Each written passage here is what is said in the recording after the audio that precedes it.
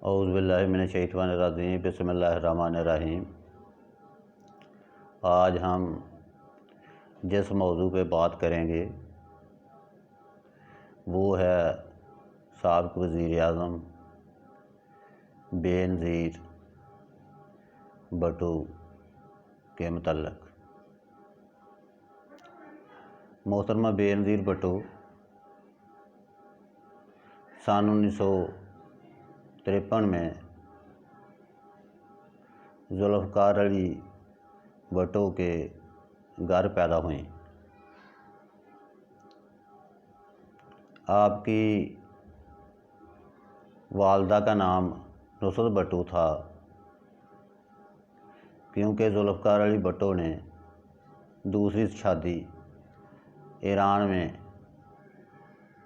नुसरत भुट्टो के साथ की थी। तो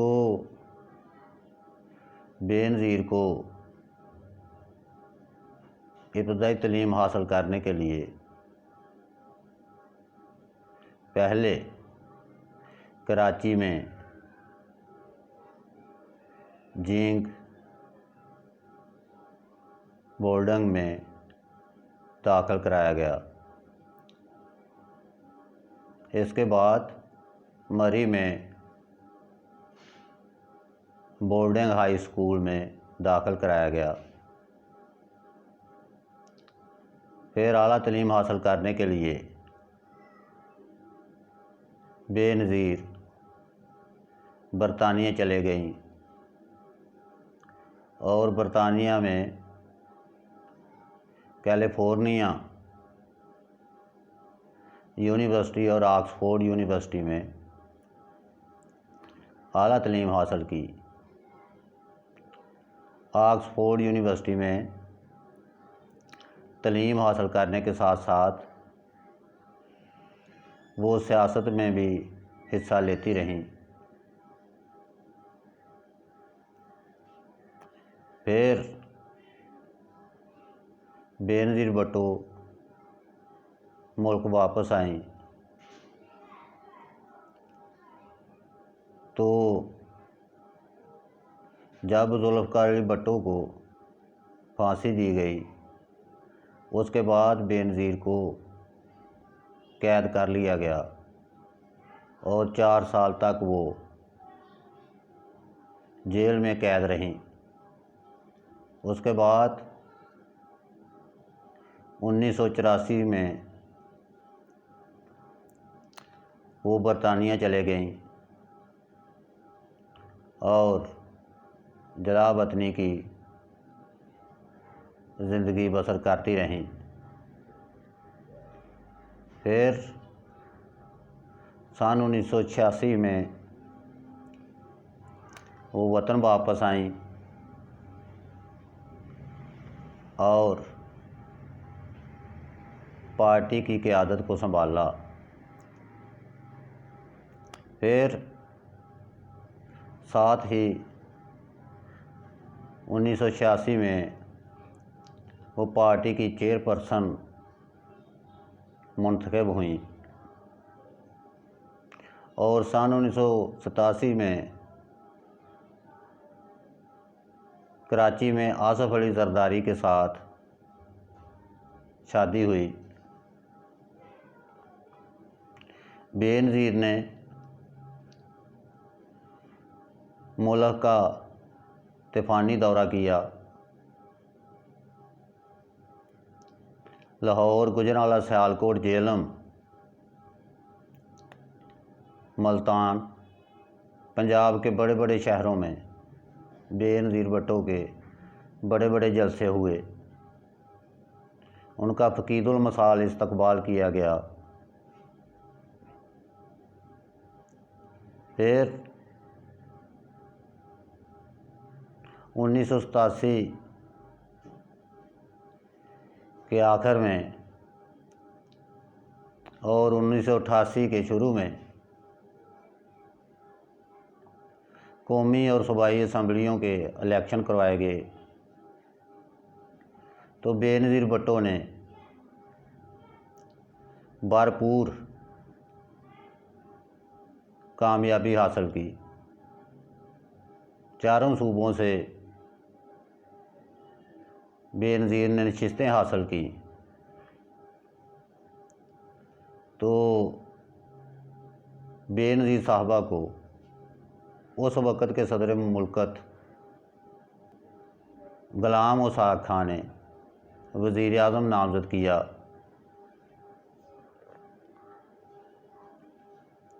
वज़ीर आज़म नामज़द होने के बाद भुट्टो साहबा ने अपनी हुकूमत का मरहला मुकम्मल किया। सबसे पहले कौमी असम्बली में स्पीकरशिप के लिए मलिक मराज खालिद को नामज़द किया। वो स्पीकर कौमी असम्बली मुंतखब हुए। उसके बाद अपनी कैबिनेट को मुकम्मल किया, कबीना बनाई। बेनज़ीर भुट्टो साहबा की कबीना भी मुख्तसर थी। इसमें साहबजादा यकूब अली खां वफाकी वज़ीर ख़ारजा, चौधरी इत्तेज़ाद हसन वफाकी वज़ीर दाखिला, मलिक मुख्तार अवान वफाकी वज़ीर मेहनत,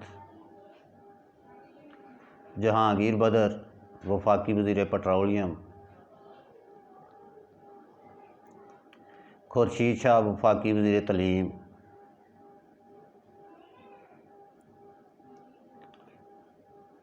मखदूम शहाबुद्दीन वफाकी वज़ीर बराए एंटी नारकोटिक्स, ग़ुलाम मोहम्मद मानिका वफाकी वज़ीर बराए अफरादी क़ुव्वत,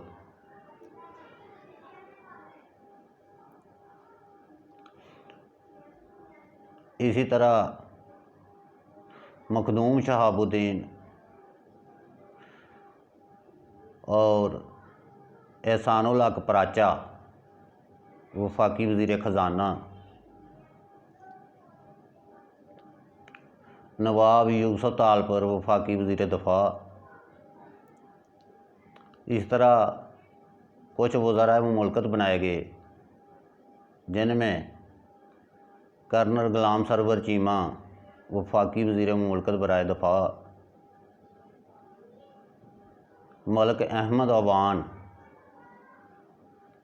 वफाकी वज़ीर मुमलकत बराए अतलात व नशरियात, ख्वाजा तारिक रहीम वफाकी वज़ीर मुमलकत बराए पार्लिमानी अमूर, चौधरी अनवारुल हक वफाकी मशीर बराए वज़ीर आज़म, रईस शबीर वफाकी वज़ीर बराए ओवरसीज़। तो ये कैबिनेट का अपना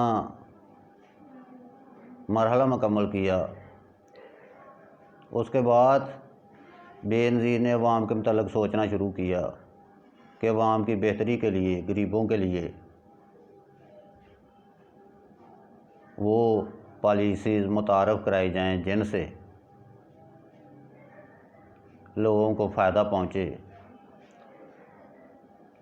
तो बेनज़ीर ने भी अपनी गवर्नमेंट के दौरान कुछ नुकात तय किए जिससे अवाम को फ़ायदा हो कि मुल्क से गुर्बत, बेरोज़गारी और महंगाई का ख़ात्मा किया जाए, मुल्क में तलीम और सेहत को ज़्यादा से ज़्यादा फ़रोग़ दिया जाए, दही इलाक़ों में सेहत की बुनियादी सहूलतें फ़राहम की जाएं और साथ ही साथ दही इलाक़ों में स्कूलों को अपग्रेड किया जाए ताकि लोग ज़्यादा से ज़्यादा तलीम हासिल करें। तो अभी गवर्नमेंट चल ही रही थी, तो सूबा पंजाब में नवाज शरीफ वज़ीर आला नामज़द हो गए।